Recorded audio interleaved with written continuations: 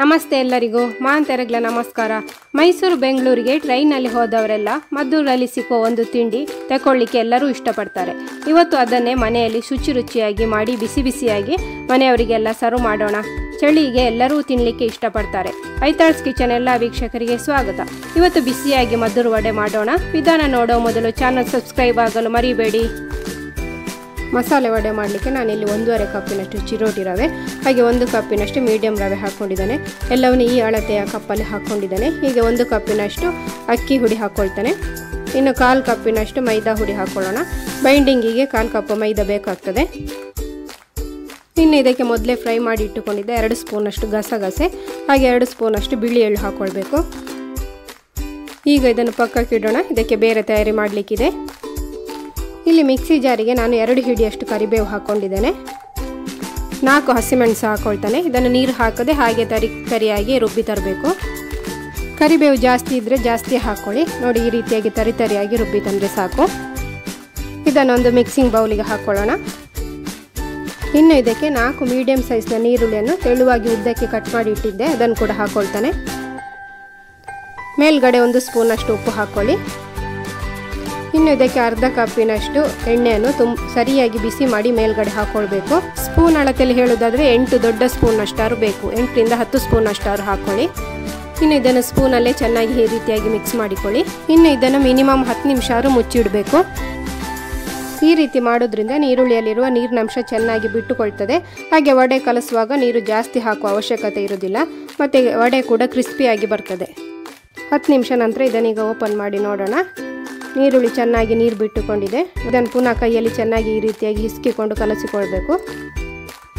ಇನ್ನು ಇದನ್ನು ಮೊದಲೇ ರೆಡಿ ಮಾಡಿ ಇಟ್ಟುಕೊಂಡಿದ್ದ ಚಿರೋಟಿ ರವೆಯ ಮಿಶ್ರಣಕ್ಕೆ ಹಾಕ್ಕೊಳ್ಳೋಣ. ಹಾಗೆ 1/2 ಸ್ಪೂನಷ್ಟು ಕೆಂಪು ಮೆಣಸಿನ ಹುಡಿ ಕೂಡ ಹಾಕ್ಕೊಳ್ತಾನೆ. ಇನ್ನು ಕೈಯಲ್ಲೇ ಚೆನ್ನಾಗಿ ಹಿಸ್ಕಿಕೊಂಡು ಕಲಸಿಕೊಳ್ಬೇಕು. ಈರುಳ್ಳಿಗೆ ಬಿಸಿ ಎಣ್ಣೆ ಹಾಕಿ ಈ ರೀತಿಯಾಗಿ ಒಮ್ಮೆ ಮಾಡಿ ನೋಡಿ. ಮದ್ದೂರು ವಡೆ ಒಳ್ಳೆ ಕ್ರಿಸ್ಪಿಯಾಗಿ ಬರ್ತದೆ. ಇದು ಒಂದು ಟ್ರಿಕ್ಸ್ ಇದಕ್ಕೆ. ಇನ್ನು ಇದಕ್ಕೆ ಅಗತ್ಯ ಇರುವಷ್ಟು ನೀರು ಹಾಕ್ಕೊಳ್ಳೋಣ. ನೀರು ಎಷ್ಟು ಕಮ್ಮಿ ಹಾಕಿದ್ರೂ ಒಳ್ಳೆಯದೇ. ನನಗಿಲ್ಲಿ 1/2 ಕಪ್ಪಿನಷ್ಟು ನೀರು ಬೇಕಾಗಿದೆ ಕಲಸಿಕೊಳ್ಳಿಕ್ಕೆ. ಈ ಹಂತದಲ್ಲಿ ರುಚಿ ನೋಡಿಕೊಂಡು ಉಪ್ಪು ಕಮ್ಮಿ ಇದ್ದರೆ ಹಾಕ್ಕೊಳ್ಳಿ. ಖಾರ ಕೂಡ ಕಮ್ಮಿ ಇದ್ದರೆ ಸ್ವಲ್ಪ ಕೆಂಪು ಮೆಣಸಿನ ಹುಡಿ ಹಾಕ್ಕೊಳ್ಳಿ. ನೀರು ಒಮ್ಮೆಲೆ ಹಾಕ್ಕೊಳ್ಬೇಡಿ, ಸ್ವಲ್ಪವೇ ಈ ರೀತಿಯಾಗಿ ಹಾಕ್ಕೊಂಡು ಕಲಿಸ್ತಾ ಬನ್ನಿ. ಪುನಃ ಹಿಟ್ಟು ಗಟ್ಟಿ ಇದೆ ಅಂತ ಅನಿಸಿದರೆ ಸ್ವಲ್ಪ ಎಣ್ಣೆ ಬಿಸಿ ಮಾಡಿಕೊಂಡು ಹಾಕ್ಕೊಳ್ಳಿ. ಮದ್ದೂರು ವಡೆಯನ್ನು ತುಂಬ ಮಂದಿ ಬೇರೆ ಬೇರೆ ರೀತಿಯಲ್ಲಿ ಮಾಡ್ತಾರೆ. ನಾನು ಈ ರೀತಿಯಾಗಿ ಮಾಡಿ ತೋರಿಸ್ತಾ ಇದ್ದೇನೆ.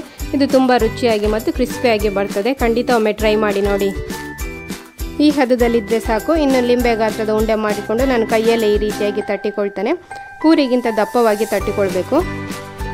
ಕೈಯಲ್ಲಿ ತಟ್ಟಲಿಕ್ಕೆ ಸರಿಯಾಗಾದರೆ ನೀವು ಯಾವುದಾದ್ರು ಬಾಳೆ ಎಲೆಗೆ ಎಣ್ಣೆ ಸವರಿ ತಟ್ಟಿಕೊಳ್ಬೋದು, ಇಲ್ಲರೆ ಕವರ್ನ ಮೇಲೆ ಎಣ್ಣೆ ಸವರಿ ಕೂಡ ತಟ್ಟಿಕೊಳ್ಬೋದು.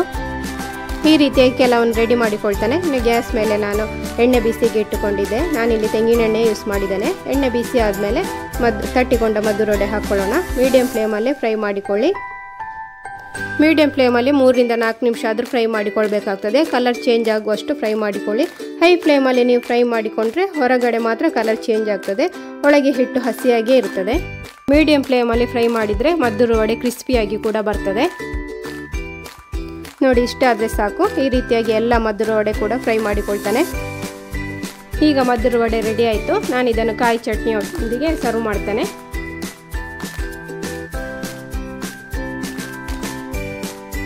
ರುಚಿಯಾದ ಮದ್ದೂರು ವಡೆ ರೆಸಿಪಿ ನಿಮಗೆಲ್ಲರಿಗೂ ಇಷ್ಟ ಆದರೆ ಲೈಕ್ ಮಾಡಿ, ಶೇರ್ ಮಾಡಿ, ಕಮೆಂಟ್ ಮಾಡಿ. ಹಾಗೆ ಚಾನಲ್ ಸಬ್ಸ್ಕ್ರೈಬ್ ಆಗಲು ಮರಿಬೇಡಿ. ನಾನು ರತಿಕಾ. Thank you. ಬಾಯ್.